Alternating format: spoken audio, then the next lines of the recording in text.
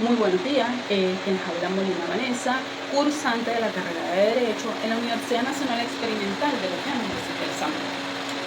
En esta oportunidad vamos a hablar referente a las condiciones generales de trabajo correspondiente al subproyecto de Derecho Laboral. A la remuneración podemos definirla o se refiere a la compensación que recibe el trabajador como consecuencia de la prestación de servicio según el contrato realizado o el trabajo realizado. En él tenemos que el salario, conforme al artículo 104 de la LOC, dice que es una contraprestación que recibe el trabajador a cambio del trabajo realizado para el empleador.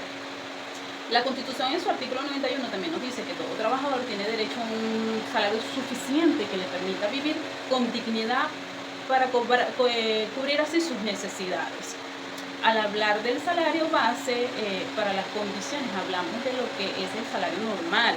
Además también tenemos la propina y el porcentaje de servicio que prestado al cliente. El artículo 108 de la LOC habla del carácter salarial de la propina. Esto quiere decir que es el cobro que se le realiza al cliente como porcentaje debido al servicio que se prestó. Este cobro debe ser computado en el salario en cuanto a la propina de que corresponde a cada trabajador conforme a lo que se haya pactado. Aunque también tenemos la propina dada por el cliente voluntariamente. Los principios generales del salario, lo que es la libre estipulación, en el artículo 112 la LOC nos expresa que el salario puede ser calculado de diversas maneras. Claro, adaptándose sea la naturaleza de trabajo, el pago puede ser acordado basándose en el tiempo de trabajo, la calidad realizada y también a través de comisiones. Por otro lado, tenemos la libre disponibilidad estipulada en el artículo 101 de la LOC, es decir, que el trabajador dispone libremente de su sueldo. El salario tiene autonomía, el trabajador tiene autonomía sobre la remuneración, prohibiendo aquellas prácticas donde dispongan de su sueldo de manera no autorizada e indebida. En cuanto a la irrenunciabilidad del artículo 103 de la LOC, esto quiere decir que el salario del trabajador es inalienable, el cual no puede ser transferido a otra persona, ya sea de forma gratuita o a cambio de un precio.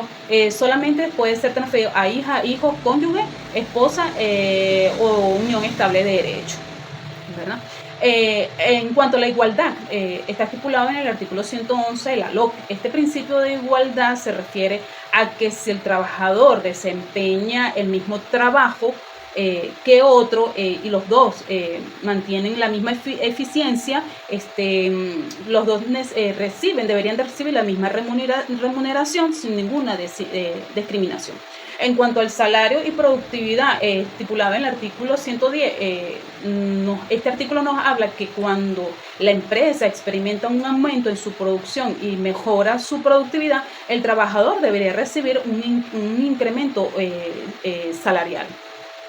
Tenemos también la clase de salario estipulada en el artículo 113 y el artículo 52 del reglamento de la Ley Orgánica de Trabajo. Nos habla del salario por unidad de tiempo, es decir, el salario se basa en la cantidad de tiempo que es empleado en lugar de cantidad o el resultado que produce esto. Esto significa que el pago se realiza por periodo de trabajo, es decir, por hora, por días o por semana, sin considerar la eficacia y la cantidad de trabajo realizado durante ese tiempo.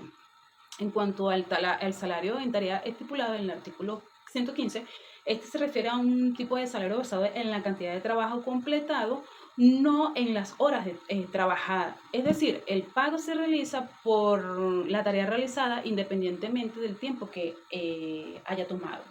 En cuanto al salario normal, conforme al artículo 104 de la LOC, se refiere a la paga que un trabajador recibe de manera constante y regular por su trabajo, el cual no incluye aquellos pagos que la ley reconoce como parte de salario. El salario básico se refiere a la remuneración establecida por un puesto o tarea específica calculada por una jornada laboral completa, sin incluir extra o bonificación. Además tenemos el salario integral, el cual está estipulado en el artículo 104 de la LOC, que dice que este salario es la base de prestaciones sociales, así también como las demás indemnizaciones. que correspondan al trabajador. Como lo son el salario normal, más las cuotas de bono vacacional, las alicuotas de bono de fin de año, las cuotas de pagos adicionales, no regulares, día feriado, día descanso, días de horas extras o horas nocturnas, entre otros. Ahora hablaremos de lo que es el pago de salario. El artículo 123 de la LOC habla que el pago debe realizarse de manera, en moneda oficial. Además, establece que si existe un acuerdo mutuo entre el empleador y el empleado, el pago puede efectuarse a través de un cheque. Pero hoy en día sabemos que tenemos lo que es el pago móvil y transferencias bancarias.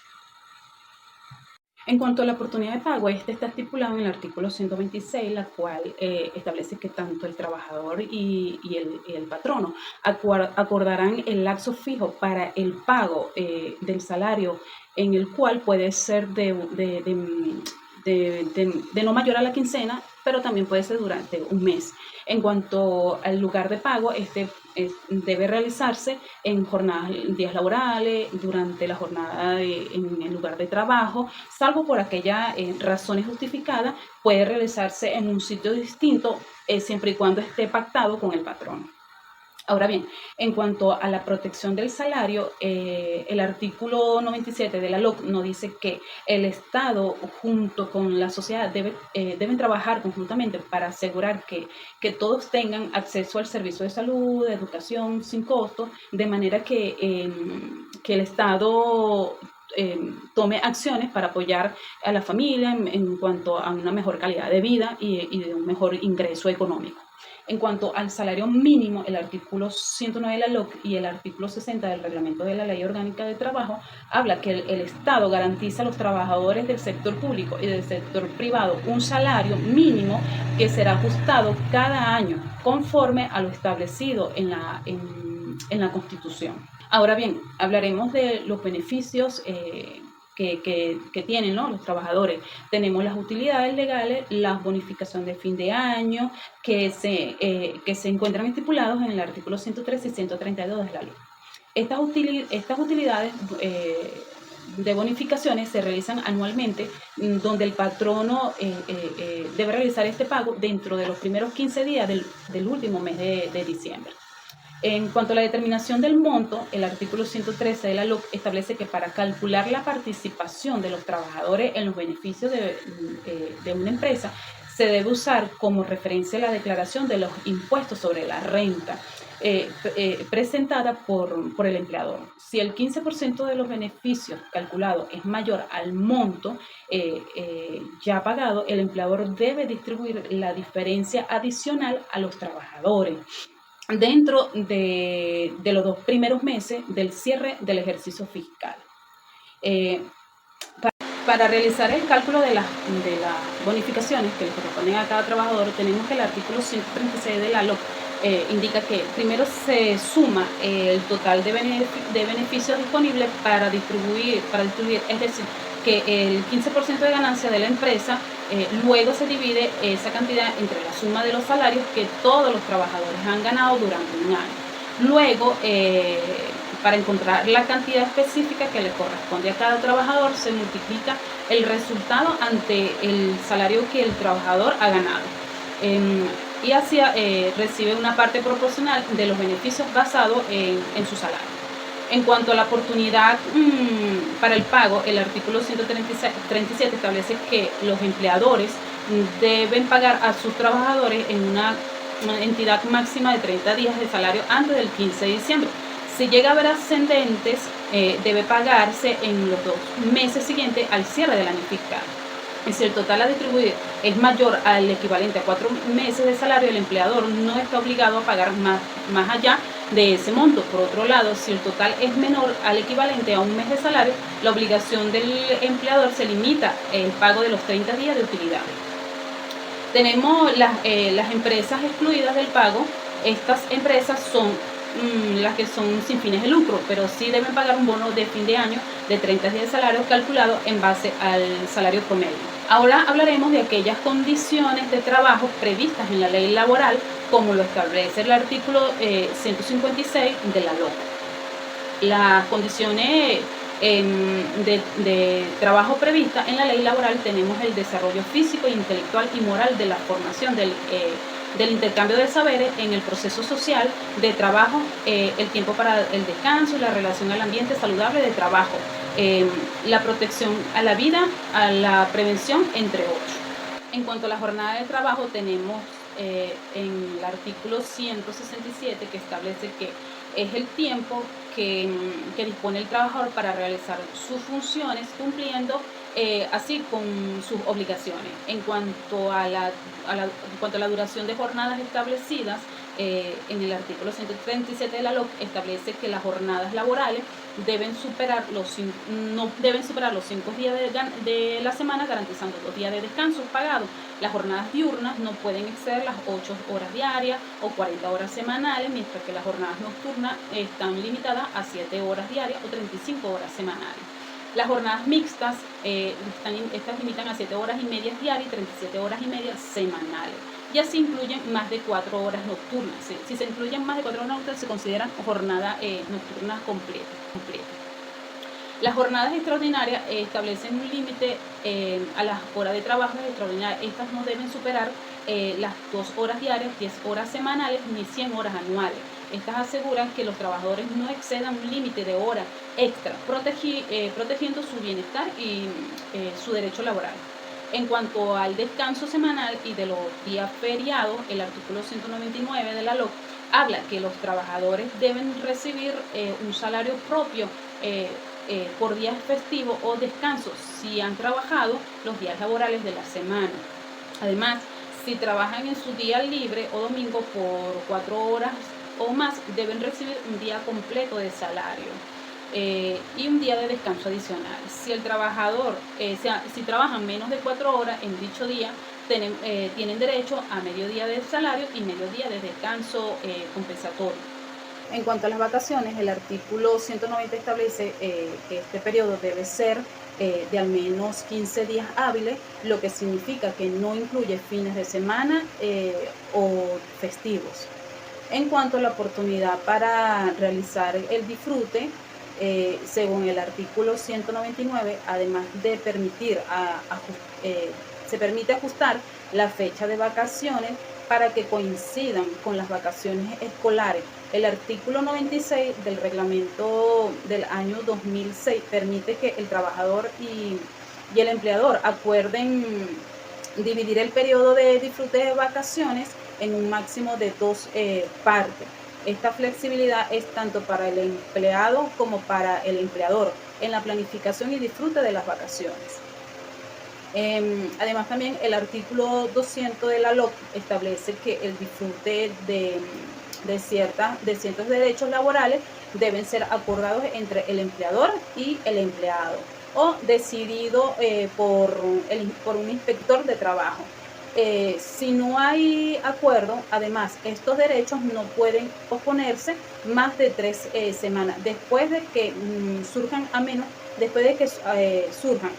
que haya una acumulación y postergación acordada por razones familiares.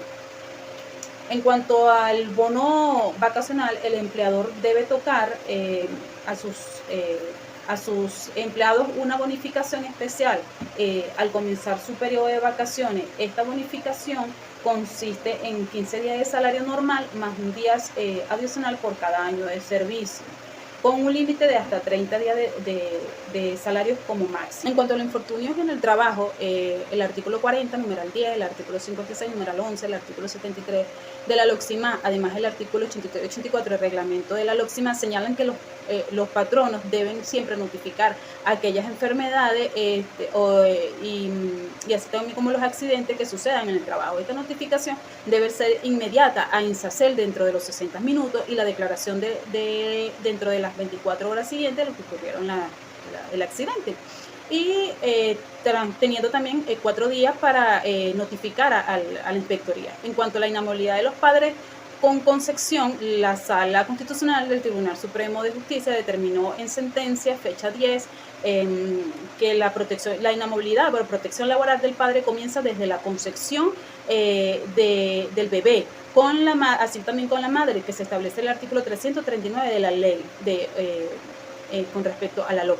Además, tenemos la inamovilidad de padres adoptivos. Ellos también tienen ese reconocimiento como padre para aquellos niños menores de 3 años. Esto también se computará desde el momento de la concepción. Em, también está la movilidad para aquellos padres que tengan hijos con discapacidad. Allí no es tomado en cuenta mucho este artículo y casi siempre deciden realizar aquellos procedimientos administrativos sin pensar en que va a perjudicar al trabajador y no tomando en cuenta aquellos casos que tienen con sus hijos, con niños con discapacidad o adultos con discapacidad, porque recordemos que para eso está la ley de discapacidad, donde ellos también son protegidos y casi siempre este artículo es pasado por alto, sin tomar en cuenta de que el trabajador que tiene niños con discapacidad no pueden ser, no se les puede negar el derecho al trabajo. Esta es mi exposición, espero que les haya gustado.